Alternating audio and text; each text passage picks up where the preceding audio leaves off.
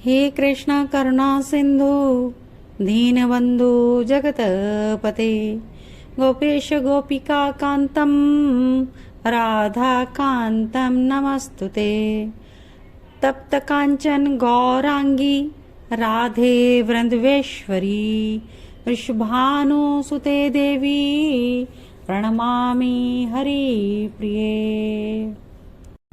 Krishna devotion channel में श्री कृष्ण चरित अमृतम में आप सभी का स्वागत है। हम सभी श्री कृष्ण की अद्भुत लीलाओं का आस्वादन कर रहे हैं और आज हम भाग 167 श्रवण करेंगे। आज का एपिसोड है, इसका शीर्षक है इति रास पंचा अध्याय। तो आइए श्रवण करते हैं। ये अपूर्व प्रेम लीला थी। ये लीला ना पहले कभी हुई होगी और ये रास था। रस ही रस का सागर उमड़कर समस्त को अपने में डुबो रहा था। रासेश्वर स्वयं नृत्य में डूबे हुए थे। गोपियां शुद्ध बुद्ध खोकर बस नृत्य में लीन हो गई थी। पसीने पसीने हो गए थे गोपियों को और उन गोर अंगों के पसीने से सुगंध निकल रही थी और वातावरण मादक बना रहा था। उनका यह अंग से जो पसीने से सुगंध निकल रही थी। गौरांगी गोपियों का लाल मुखमंडल हो गया था। आनंद तरेक के कारण वो उन्मत्त हो गई थी। नभ का चंद्रमा भी स्थिर हो गया था। वो भूल ही गया कि भास्कर को उदित होना है। वो तो जड़वत हो गया था। ये कहते हुए उद्धव जी हंसे। रामा अवतार में 1 मास का दिन बना लिया था भास्कर ने, तो यहाँ चंद्रमा भी ने उनका बदला लिया था और उन्होंने 6 महीने की रात्रि बना ली। अब रुक गई हैं गोपियाँ। श्याम सुंदर वहाँ नहीं है। कहाँ गए? व्याकुल हो उठी। तभी देखा सामने कलिंदी के शीतल जल में उतर गए हैं श्याम सुंदर। ये देखते ही दौड़ पड़ी गोपियाँ। ऐसे सब गोपियां यमुना की ओर बढ़ रही थी जैसे छोटी मोटी नदियां सागर में जाकर मिल जाती हैं। वस्त्र अस्त व्यस्त हैं गोपियों के। मर्यादा कहाँ यहाँ? ये तो प्रेम नगरी है। मर्यादा को छोड़कर ही इस नगरी में प्रवेश मिलता है। हजारों गोपियां जब यमुना में कूदी तब कालिंदी की प्रसन्नता का कोई ठिकाना नहीं रहा। वो भी बढ़ गई, उसमें भी जल बढ़ गया। कलिंदी नंदिनी ने भी अपनी मर्यादा गोपियों की तरह तोड़ दी थी। कमर तक भरे हुए जल में खड़ी हैं गोपियां और दूर श्याम सुंदर है। वो भी मुस्कुरा रहे हैं। गोपियां उन्हें देख रही हैं और वो भी आनंदित होके हंस रही हैं। श्री राधा रानी ने पूछा, कैसे पकड़ोगी उस छलिया को रे सखियो? गोपियां देखती रही, मुस्कुराते हुए देखती रही। फिर एकाएक दौड़ पड़ी यमुना में ही श्याम सुंदर की ओर। पर श्याम सुंदर भी जल में ही दौड़े और पास में ही नील कमल खिले हुए थे। उनका झुरमुट था। सहस्रों की संख्या में थे वे नील कमल और बस वहीं श्याम सुंदर चले गए और अपने आप को उन नील के कमलों में छुपा लिया। अब सखियों ने वहां पहुंच के देखा कि श्याम सुंदर कहाँ है। ये तो नील कमल है। एक कमल को उठाकर देखती हैं, फिर दूसरे कमल को निकालकर हाथ में लेती हैं। ये भी कमल है। अब गोपियों को समझ में ही नहीं आ रहा कि नील कमल कहाँ है और श्याम सुंदर कहाँ है, क्योंकि नील कमल और श्याम सुंदर का रंग एक ही है। इसलिए गोपियां यहाँ पहचान नहीं पा रही हैं। और तभी भंवरों के कुंड में वहां पर झुंड के झुंड बनकर आ रहे हैं और कमलों को छोड़कर श्याम सुंदर के मुख में मंडराने लगे। श्याम सुंदर ने अपने हाथ निकाले यमुना से और जैसे ही भौरों को हटाया गोपियों ने पकड़ लिया।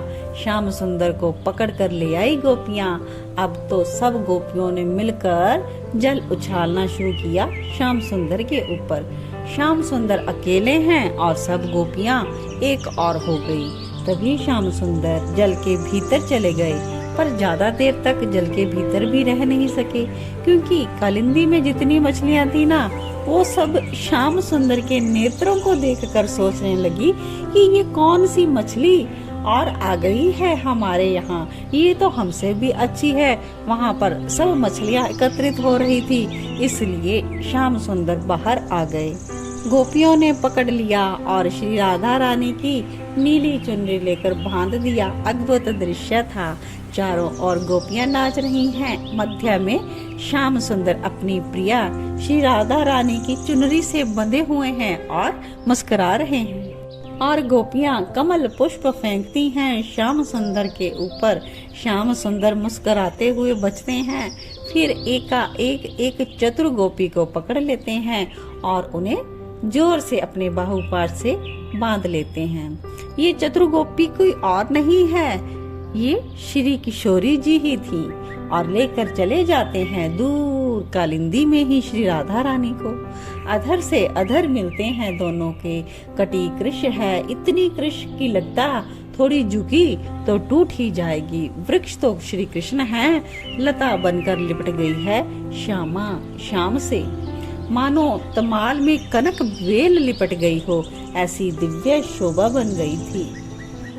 पर एक आश्चर्य ये था कि किसी गोपी को ये नहीं लग रहा था कि श्री राधा के साथ ही हैं श्याम सुंदर।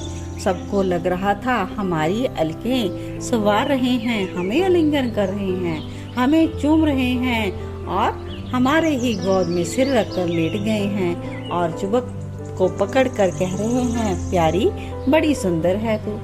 अनंत तारों की तरह गोपियां हैं और चंद्रमा की तरह मध्य में श्याम सुंदर हैं। ये दृश्य देखते ही बनता है जय हो रास बिहारी की जय हो गोपीनाथ ठाकुर जी की जय हो राधा वल्लभ लाल की जय हो। ये सब देवतागण नभ से पुष्प निरंतर बरसाते ही जा रहे हैं जय हो के नारे लगाते हुए।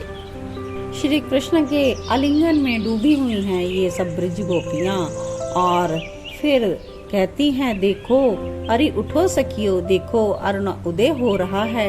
श्याम सुंदर उठ गए थे, सूर्य अब उदित होने वाला था। तो क्या उठना, क्यों उठना? गोपियों ने अपने आप को श्याम सुंदर के वट से ही लगाए रखा। उन्हें कोई मतलब नहीं था अरुण उदय से।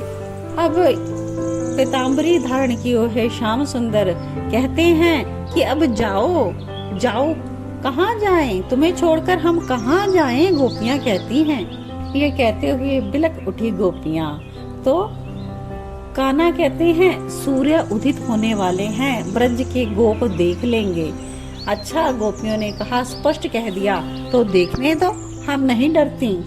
श्याम सुंदर ने कहा कि तुम्हें जाना ही होगा, पर गोपियों को समझाना चाहा ये कहते हुए, पर तुम्हारे बिना श्याम सुंदर अब हम एक क्षण भी नहीं रह सकती, ये सच्चाई है।